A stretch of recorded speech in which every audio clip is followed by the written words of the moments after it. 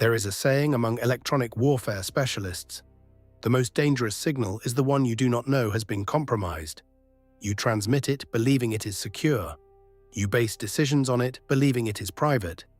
You fly your drones believing their video feeds are seen only by your operators in your command posts on your side of the line.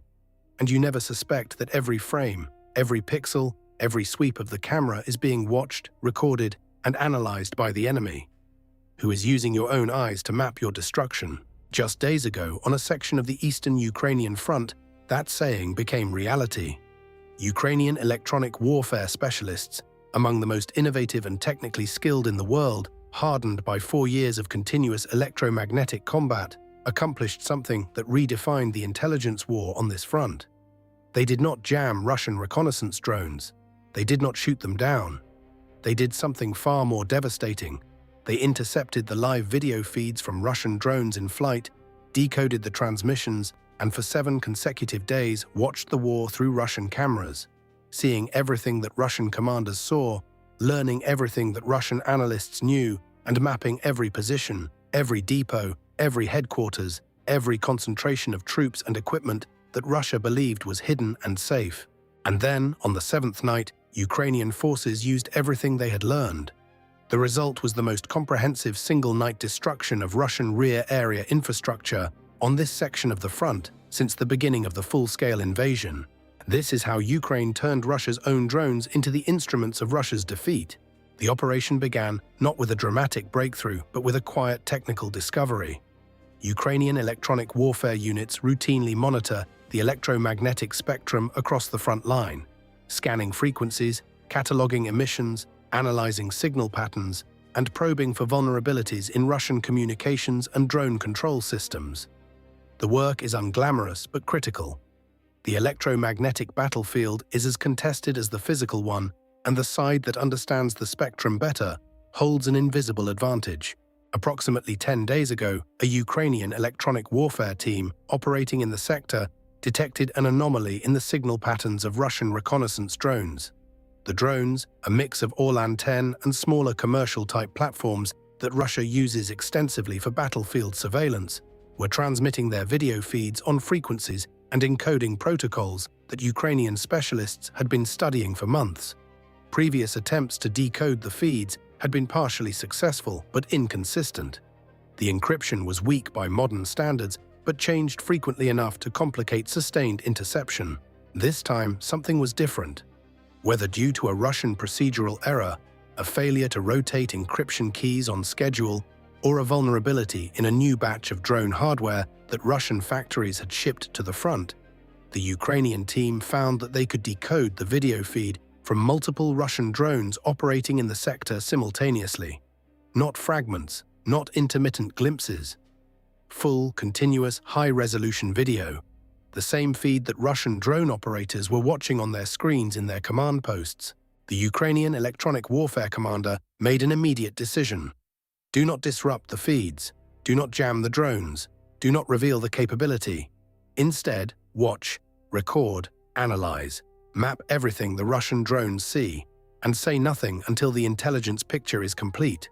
This decision required extraordinary discipline.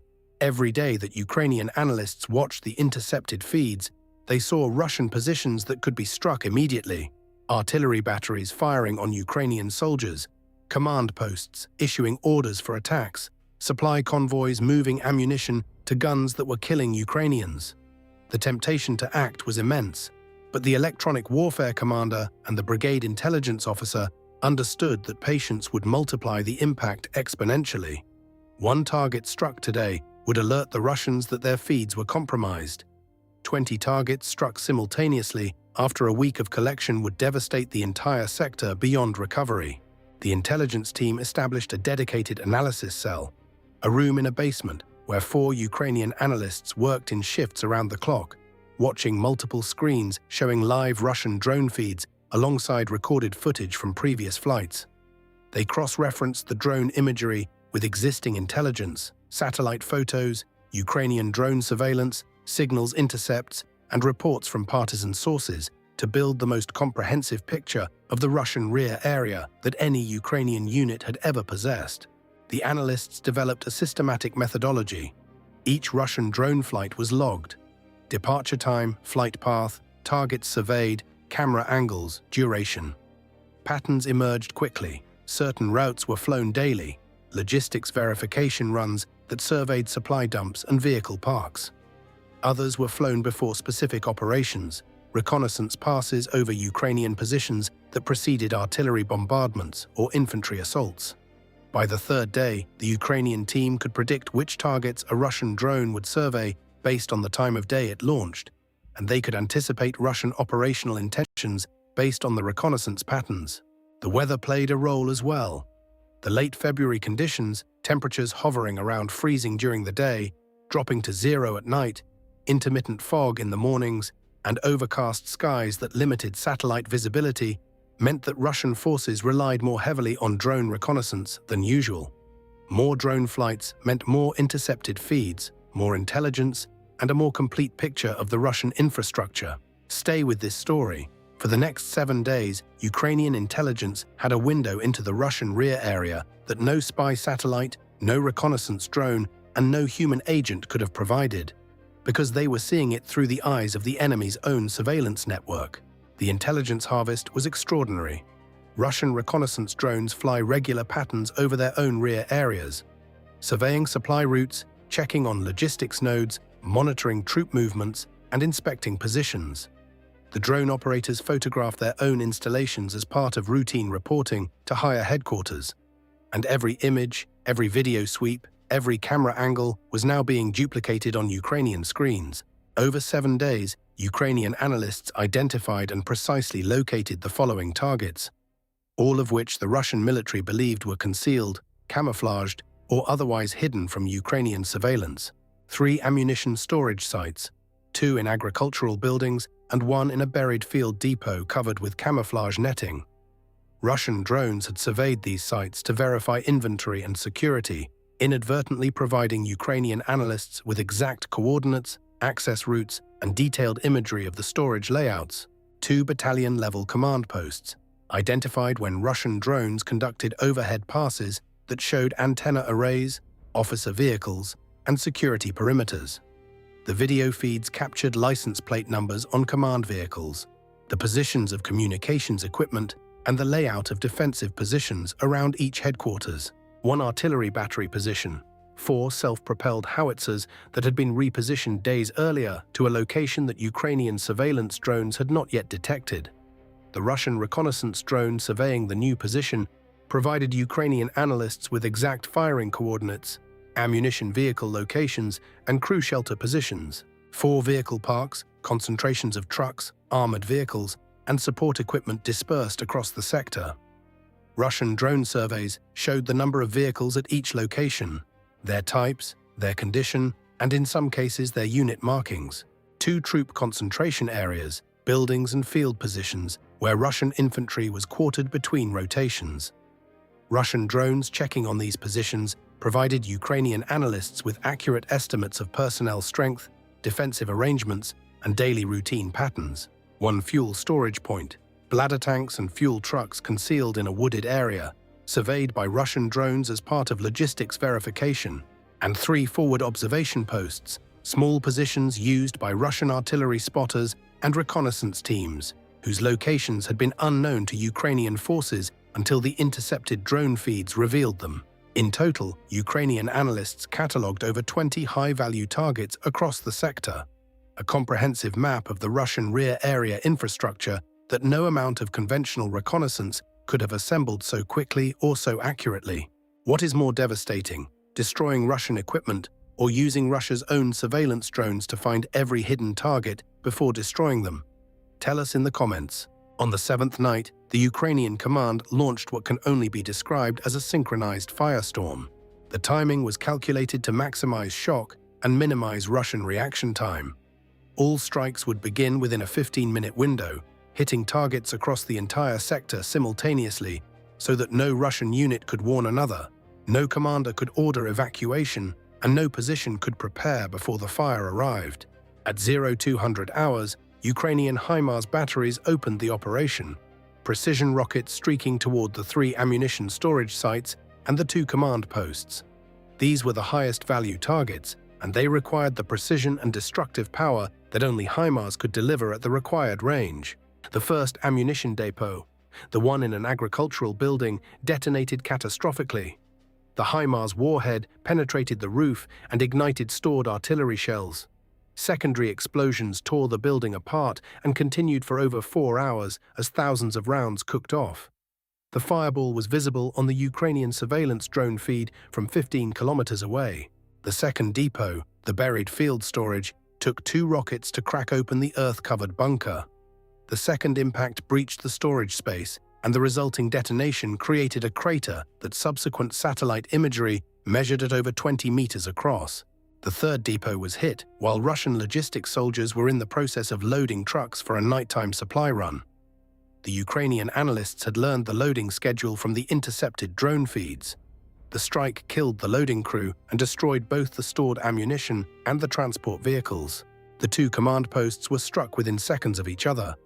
Intercepted Russian communications in the aftermath confirmed the death of multiple officers at both locations, including at least one senior staff officer at each post. Communications equipment was destroyed. The command network for the sector fragmented instantly. Simultaneously, Ukrainian tube artillery, 155mm and 152mm guns, opened fire on the vehicle parks, the troop concentration areas, and the fuel storage point. Cluster munitions rained down on parked vehicles. High explosive rounds struck buildings where soldiers were sleeping. The fuel point erupted in flames that illuminated the landscape for kilometers. FPV drone teams engaged the forward observation posts and individual targets of opportunity. Vehicles attempting to flee, soldiers running from burning buildings, communications antennas that had survived the initial bombardment. The drone operators worked with a target list derived directly from the intercepted feeds. They knew exactly where each target was and exactly what it looked like. By 0300 hours, 1 hour after the operation began, the entire Russian rear area in the sector was burning. Over 20 targets struck, ammunition detonating, fuel burning, command posts destroyed, vehicles wrecked. And across the 30 kilometers of front that this infrastructure supported, Russian soldiers in their forward positions could see the glow of the fires on the horizon and understand that everything behind them, their supplies, their commanders, their ammunition reserves, their shelter, was being systematically erased. How many targets do you think Ukrainian forces can strike simultaneously in a coordinated night operation? A. 5 to 10, B. 10 to 20, C. Over 20. The answer: over 20 targets in a single night. Drop your reaction below. But the physical destruction was only half of the operation's impact. The other half was psychological, and it may prove even more damaging in the long run. In the days following the strikes, Russian command struggled to explain how Ukrainian forces had located so many concealed positions simultaneously. According to intercepted communications and analysis by Ukrainian intelligence, the initial Russian assessment blamed a massive breach in operational security. A spy, a compromised officer, a systemic intelligence failure. The possibility that their drone feeds had been intercepted was discussed but initially dismissed as technically unlikely. Then suspicion fell on the drones themselves. Russian electronic warfare officers, analyzing the pattern of strikes, noted that every target hit corresponded to a position that had been surveyed by Russian reconnaissance drones in the preceding week. The correlation was too precise to be coincidental. The conclusion was unavoidable. The drone feeds had been compromised. The Russian response was immediate and self-destructive.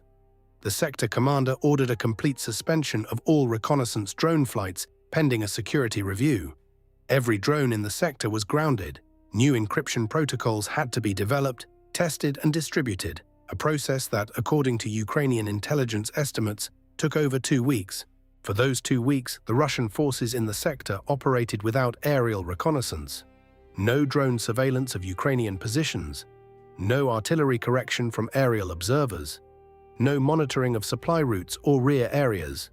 The same commander who grounded the drones to prevent Ukrainian intelligence exploitation had, in effect, blinded his own forces, creating an intelligence vacuum that Ukrainian forces exploited ruthlessly. Ukrainian forces used the 2-week drone blackout to maximum effect.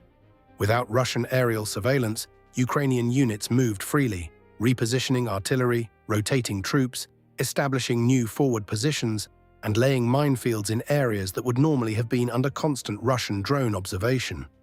Ukrainian logistics convoys operated during daylight hours for the first time in weeks, bringing forward ammunition and equipment that had previously been delivered only under cover of darkness to avoid Russian drone detection. Ukrainian assault teams conducted 3 separate probing attacks during the blackout period, testing Russian defensive positions that could no longer call on drone-directed artillery support. 2 of the 3 probes resulted in territorial gains, Ukrainian infantry capturing forward Russian positions, whose defenders, without aerial reconnaissance to detect the approaching Ukrainian forces, were caught completely unprepared. The 3rd probe was repulsed, but provided valuable intelligence about Russian defensive dispositions that would inform future operations. The cumulative effect of the 2-week drone grounding was arguably more damaging to Russian operations than the night of strikes itself. The strikes destroyed physical targets, ammunition, vehicles, buildings. The drone grounding destroyed the Russian formation's ability to see, understand, and react to the battlefield for an extended period. In modern warfare, where information dominance is the foundation of every tactical decision, voluntary blindness, even if driven by legitimate security concerns, is a form of self-inflicted defeat. Ukrainian electronic warfare specialists, monitoring Russian communications throughout the blackout period, reported that the debate within Russian command over when and how to resume drone operations was acrimonious and prolonged. Some officers argued for immediate resumption, accepting the risk of further intercepts rather than operating blind. Others insisted on waiting for new encryption systems to be developed and fielded. The compromise, a phased resumption with modified protocols, pleased no one and resulted in a drone operations tempo approximately 40% below pre-intercept levels even after the formal blackout ended. The implications extend beyond this single sector. If Ukrainian electronic warfare can compromise Russian drone feeds in one area, the capability potentially exists, or can be replicated, across the entire front. Every Russian drone operator must now consider the possibility that Ukrainian specialists are watching the same feed. Every Russian commander must weigh the intelligence value of drone reconnaissance against the risk that the reconnaissance is simultaneously informing the enemy. The certainty that once underpinned Russian drone operations has been replaced by doubt, and doubt in warfare is a corrosive force that degrades every decision it touches. Look at the cascade. Ukrainian electronic warfare intercepts Russian drone feeds. Ukrainian intelligence maps every hidden target. Ukrainian strike forces destroy them all in one night. Russian command, in panic, grounds all drones. Russian forces lose aerial surveillance for 2 weeks. Ukrainian forces exploit the blindness. The entire sequence, from initial intercept to sustained Russian operational degradation, spans approximately 4 weeks and costs Russia far more than the physical targets destroyed on the night of the strikes. Is Russia's inability to secure its own drone communications a technical failure or a symptom of a military that is losing the technology war on every front? Drop your thoughts in the comments. Now the economics. 3 ammunition depots destroyed. Stored ammunition conservatively valued at $15 to $25 million. Replacement timeline, 3 to 5 weeks. Forward units reported critical ammunition shortages within 72 hours of the strikes. 2 command posts destroyed. Equipment, communications, vehicles, and personnel losses estimated at $4 to $7 million.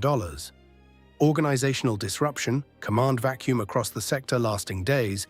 Operational cost estimated at $3 to $5 million. 1 artillery battery destroyed. 4 self-propelled howitzers, $8 to $12 million. Crews killed or wounded. Additional training replacement cost of $500,000 to $1 million. 4 vehicle parks struck. Estimated 20 to 30 vehicles damaged or destroyed across all sites. $3 to $5 million. 2 troop concentration areas struck. Estimated 60 to 80 Russian soldiers killed or wounded. Training and replacement cost $2 to $4 million. 1 fuel storage point destroyed. Fuel and equipment worth approximately $1 to $2 million. 3 forward observation posts destroyed. Equipment and personnel losses approximately $500,000 to $1 million. 2-week drone grounding. Lost reconnaissance capability. Operational cost estimated at $5 to $10 million in degraded situational awareness and missed opportunities. Total estimated Russian losses, $42 to $72 million. Total Ukrainian expenditure, HIMARS rockets, artillery ammunition, FPV drones, and electronic warfare operations over the 7-day collection period and strike night. Estimated $5 to $8 million. $8 million to destroy $72 million in Russian assets and blind an entire sector for 2 weeks. A cost-exchange ratio of 9 to 1. And the strategic impact, the demonstrated ability to compromise Russian drone communications and turn their own surveillance into a targeting tool, introduces a vulnerability that Russian forces across the entire front must now fear. If facts like these prove that Ukraine is winning the electronic warfare battle, type truth in the comments. What should Ukraine hack next? Tell us below. 3 questions before you go. First, if Ukrainian electronic warfare can intercept Russian drone video feeds in one sector, is there any reason to believe this capability is limited to that sector alone? Or should every Russian drone operator on the front assume their feed is being watched? Second, the Russian commander who grounded all drones to prevent further intelligence compromise simultaneously blinded his own forces for 2 weeks. This is the impossible dilemma. Fly drones and risk feeding intelligence to Ukraine, or ground drones and lose all aerial surveillance. How does Russia solve a problem where both options lead to defeat?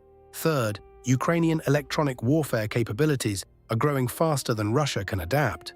If this is what Ukrainian EW specialists can accomplish today, what will they be capable of in 6 months? And what will be left of Russia's ability to operate in the electromagnetic spectrum? Think about that. Subscribe to Steel Command, share this video. Ukraine did not just defeat Russian drones, it turned them into weapons against their own masters. The signal Russia thought was secure carried the coordinates of its own destruction. And somewhere on the front line right now, another Russian drone is flying, another feed is transmitting, and Ukrainian specialists are listening.